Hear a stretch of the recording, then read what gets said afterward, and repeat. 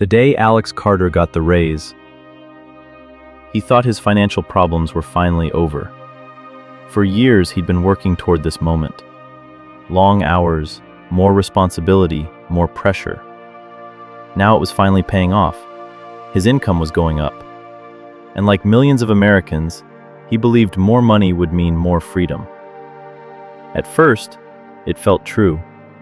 The stress eased. The bank account looked healthier. For the first time in a while, there was room to breathe.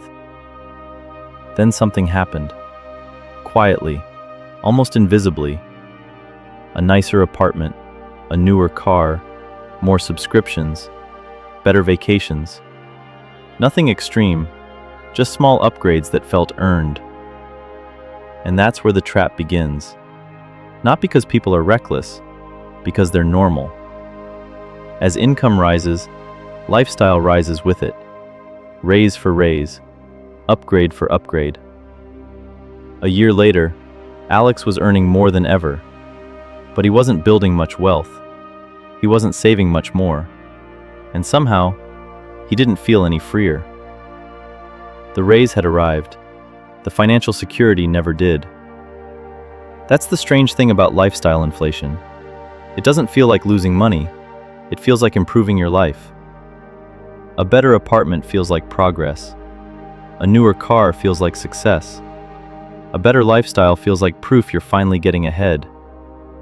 But beneath the surface, every upgrade quietly raises the cost of staying where you are. And before long, the life you worked so hard to afford becomes the life you can no longer afford to lose. That's when Alex started asking a different question. If earning more money was supposed to create freedom, why did he feel more dependent than ever? And the answer would reveal one of the most overlooked wealth traps in modern America. Alex thought the raise had changed his finances. What he didn't realize was that it had quietly changed his expectations. That's how lifestyle inflation works. Not through one big decision, through dozens of small ones. A nicer apartment, a newer car, more subscriptions, more convenience, more upgrades. Each one felt reasonable. Each one felt earned. And that's the trap. Lifestyle inflation rarely feels like spending more. It feels like normal life. What once felt like a luxury quickly becomes an expectation. And expectations are expensive. That's why so many people never feel richer. Their income grows, their lifestyle grows, and the gap between them barely changes. More money comes in, more money goes out. The cycle repeats. Alex started noticing something strange. Every raise created excitement, but only for a while. Months later, he felt exactly where he started. The paycheck was bigger, his freedom wasn't. That's when he realized something uncomfortable. He wasn't using raises to build wealth. He was using raises to upgrade expenses. And modern life makes that incredibly easy. Every advertisement encourages upgrading. Every app encourages convenience. Every social feed quietly suggests that success should look more expensive. That's when the real trap appears. Every upgrade creates a new baseline, a new monthly cost, a new standard of living. And before long, the raise that was supposed to buy freedom has quietly purchased a more expensive cage. That's when Alex began asking a different question. If earning more money wasn't making him wealthier, what were wealthy people doing differently? For years, Alex believed wealth was an income problem. Earn more, and everything else would take care of itself. But something wasn't adding up. He knew people making great money who still felt financially trapped. Luxury cars, beautiful homes, successful careers, yet constant stress. That's when Alex realized something most people never hear. Income and wealth are not the same thing. Income is what you earn. Wealth is what you keep. And the difference changes everything. Because lifestyle inflation creates an invisible leak. The more money that comes in, the more money quietly goes out. Not through emergencies, not through mistakes, through normal life. A nicer apartment, a newer car, more convenience, more upgrades. Individually, they don't seem important. Together, they can consume an entire raise. That's why many people increase income without increasing wealth. Alex wasn't moving backward, but he wasn't moving forward either. He was running faster without getting anywhere new. That's what makes lifestyle inflation so dangerous. It creates the feeling of progress without always creating progress. The lifestyle improves, the financial position barely changes. That's why wealthy people often focus on a different question. Not, how much am I making, but how much am I keeping? Because every dollar spent maintaining a lifestyle is a dollar that can't build ownership, can't buy assets, can't create future freedom. That's the hidden trade-off. Lifestyle today or flexibility tomorrow. Consumption now or ownership later. Once Alex saw that, he couldn't unsee it, and it led to an uncomfortable realization. Maybe the biggest threat to wealth wasn't low income. Maybe it was the pressure to spend every increase in income. And if that's true, why do so many intelligent people keep falling into the same trap? The answer had nothing to do with money, and everything to do with psychology. By now, Alex understood the math.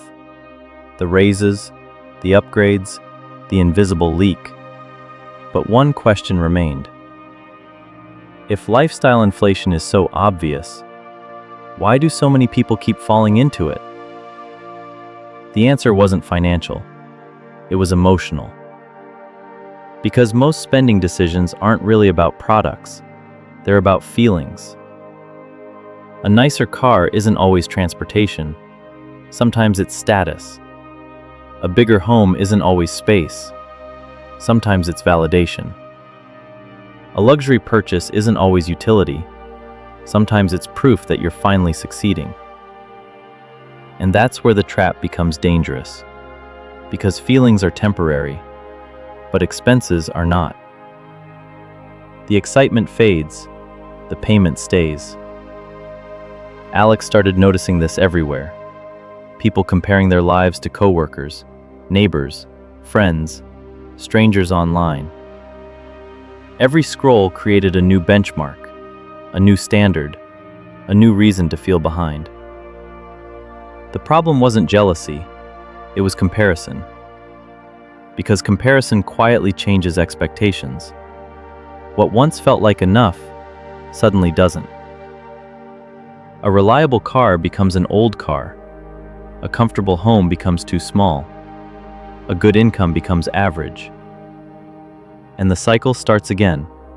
Upgrade, adapt, upgrade again. That's why lifestyle inflation rarely feels like a financial decision. It feels like keeping up with success, keeping up with expectations, keeping up with everyone else. But wealth is rarely built by keeping up. It's usually built by resisting that pressure. That's what Alex finally understood. The biggest threat to his future wasn't low income. It wasn't a lack of opportunity. It was the constant pressure to spend more every time life improved. Because every dollar spent chasing status is a dollar that can't buy freedom. And once he saw that, another realization followed. The people building real wealth weren't necessarily earning more. They were simply making different decisions with what they earned.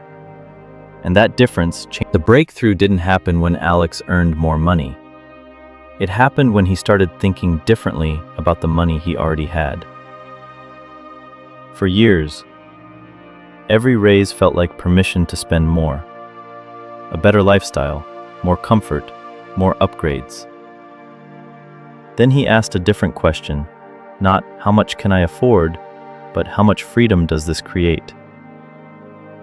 That question changed everything. Because wealth isn't built when income rises. It's built when spending rises slower than income. The people Alex admired most weren't always the highest earners, but they had something many people didn't: options, flexibility, control. Instead of upgrading their lifestyle, they upgraded ownership, assets, investments, future cash flow. That's when Alex realized something powerful.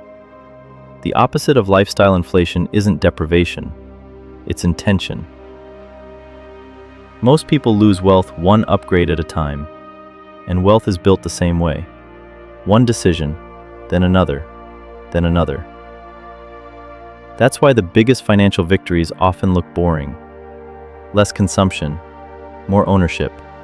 Less status, more freedom. Eventually, Alex understood the lesson hidden beneath everything. The goal was never a bigger lifestyle. The goal was a bigger life. Because lifestyle inflation sells comfort, but ownership creates freedom. Freedom was what he had been chasing all along. Not the purchase, not the upgrade, not the status. Because every dollar that creates ownership creates options, and every option creates freedom. The biggest threat to wealth isn't earning too little. It's spending every increase in income as fast as it arrives. And once Alex understood that, everything changed. If you want to understand the hidden systems shaping money, wealth, and financial freedom in modern America, subscribe to Wealth Gap Secrets. Because the people who get ahead aren't always the ones who earn the most. They're often the ones who understand the difference between lifestyle and freedom.